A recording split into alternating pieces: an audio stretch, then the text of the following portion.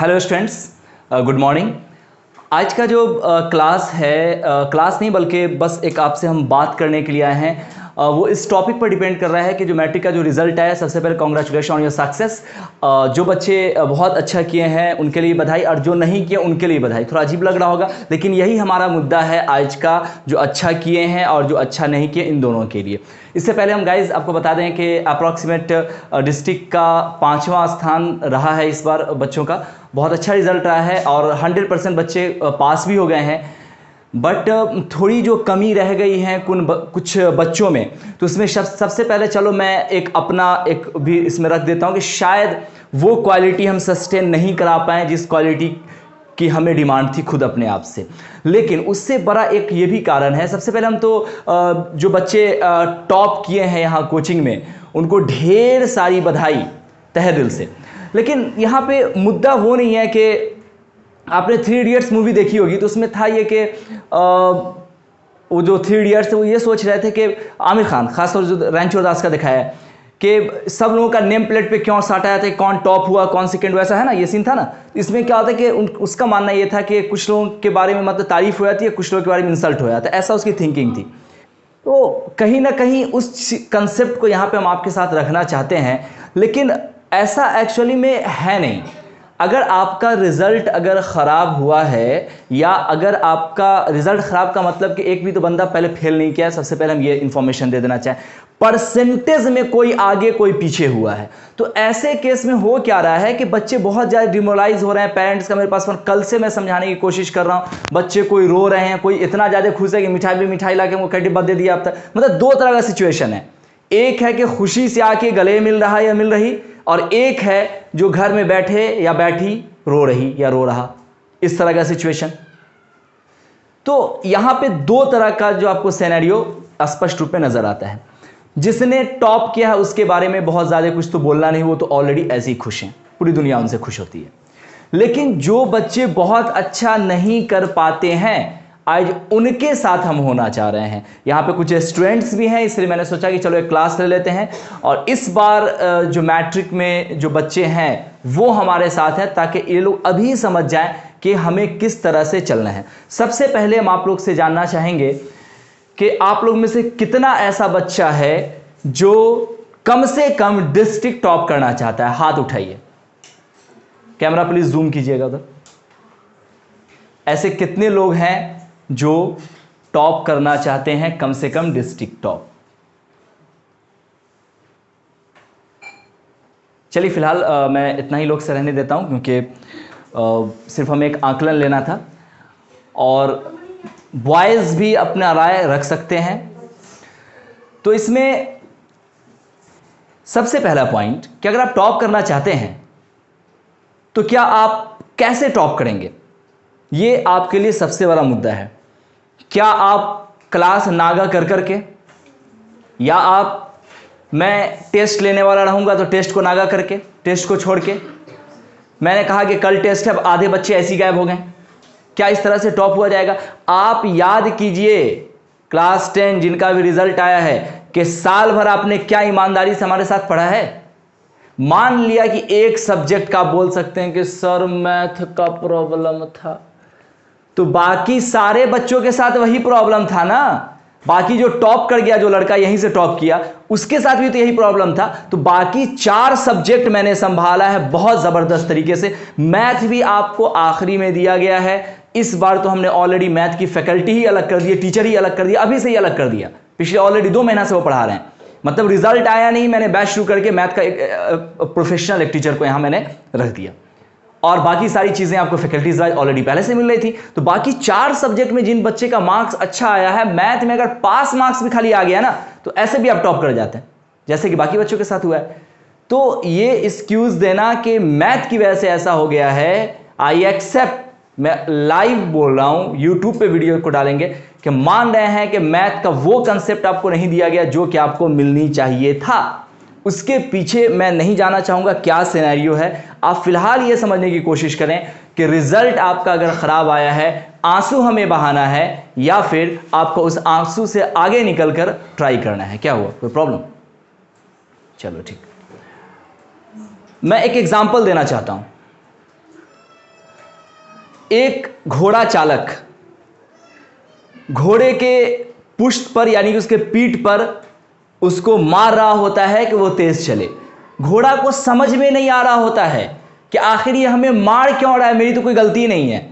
लेकिन घोड़ा को अगर ये पता चल जाता कि इसलिए मार रहा है कि हमें ये रेस में जिताना चाह रहा है, ये चाह रहा है कि हम सबसे आगे निकल जाएं। यही होता है कहीं ना कहीं गॉड के साथ और आपके टीचर के साथ। हमने जो कड़ाई किया या अभी जो हम आपको फेस टू फेस डायरेक्ट बात को रख रहे हैं, उसके पीछे सिर्फ यही कारण है कि अब जो क्लास बचा है वहां अपने आप को थामो, अपने आप को टारगेट दो और अभी स्टार्टिंग से ही क्लास ज्वाइन कीजिए। बहुत सारे ऐसे बच्चे थे जो 3-4 महीना बचता है फिर आते हैं पढ़ने के लिए। मैंने घोषणा कर दिया कि इंटर क्लास ओपन कर रहे हैं, बच्चे कह रहे हैं सर रिजल्ट के बाद आवेंगे। अब रिजल्ट के बाद एक्सक्यूज आएगा कि सर रमजान के बाद आएंगे, रमजान के बाद ईद, ईद के बाद बकरीद, इस तरह से आपका आधा साल ऐसे ही चला जाता है। उसके बाद आप कोचिंग आएंगे।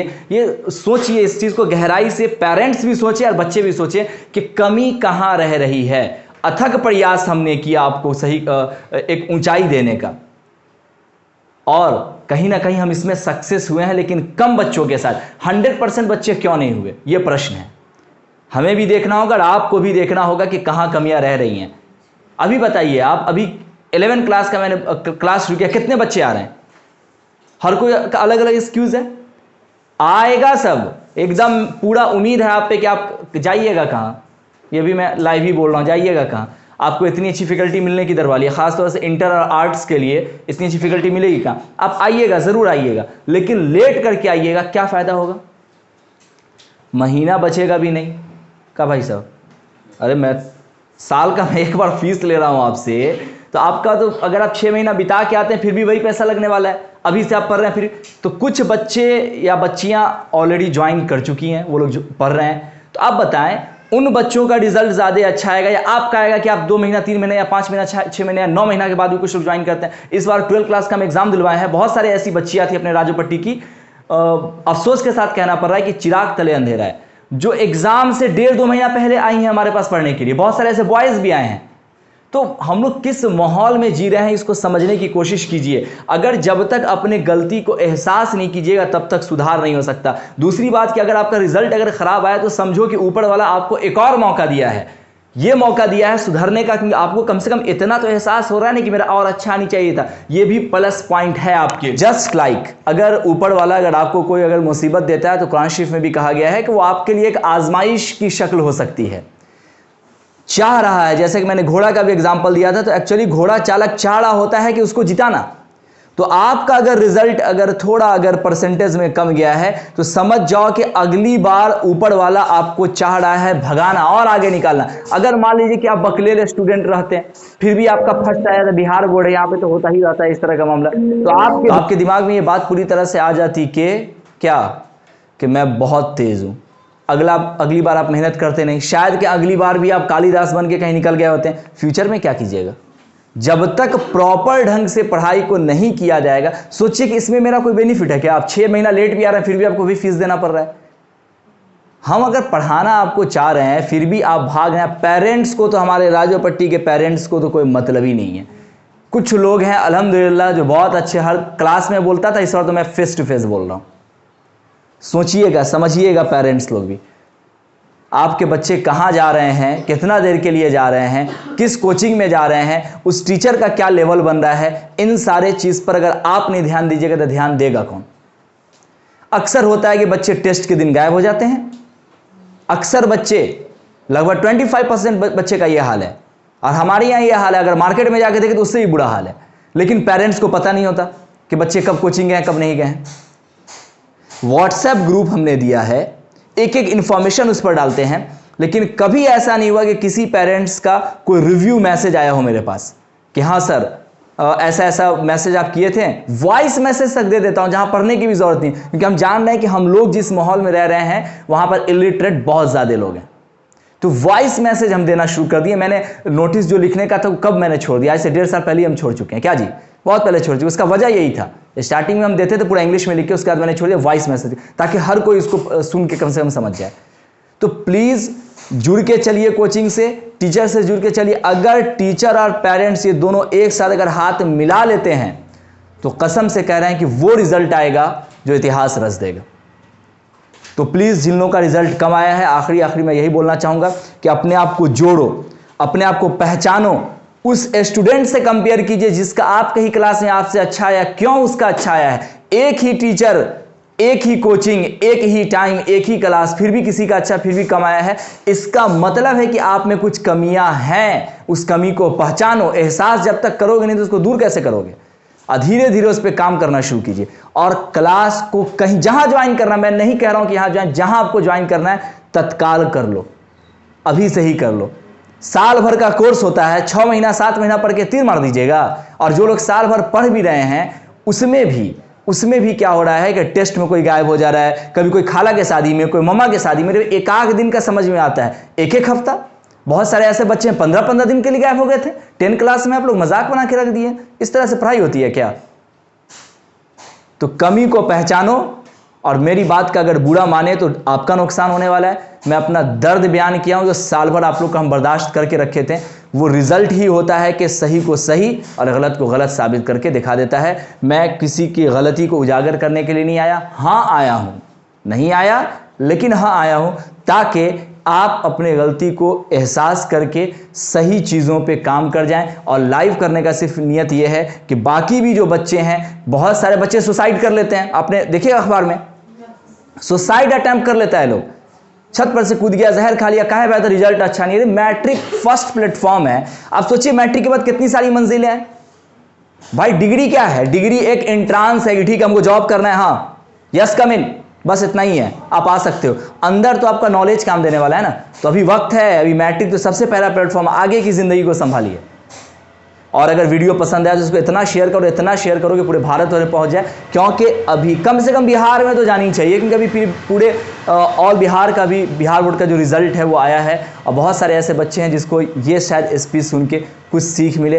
अटेंडेंस मैंने ऐसी बना दिया विदाउट प्लानिंग। अभी तो मैं क्लास ले रहा था, एक बैग मैं क्लास को रोक के, क्योंकि एक पेरेंट्स का भी मेरे पास फ़ोन आया, वो बता रही थी कि बच्ची जो है बहुत ज़्यादा रो रही है, इसको समझाइए। तो एक बैग मेरे को शॉक्ड हुआ कि हो सकता है कि ऐसे और भी बच्चे होंगे जो शायद इस कोचिंग पे ना भी रहे हों, उनके साथ भी यही सिलसिला, और ज़रूर ऐसा होता है। तो मैंने सोचा कि एक छोटा सा वीडियो क्लिप आप लोग के सामने ला दूँ। Thanks a lot, watch the video. क्या आपको पता है आप अपने कोर्स के animated video lecture, revision notes, test paper and study material प्राप्त कर सकते हैं? और एनिमेटेड वीडियो लेक्चर का फुल एक्सेस पाएं, please contact excellence study centre 9546604112।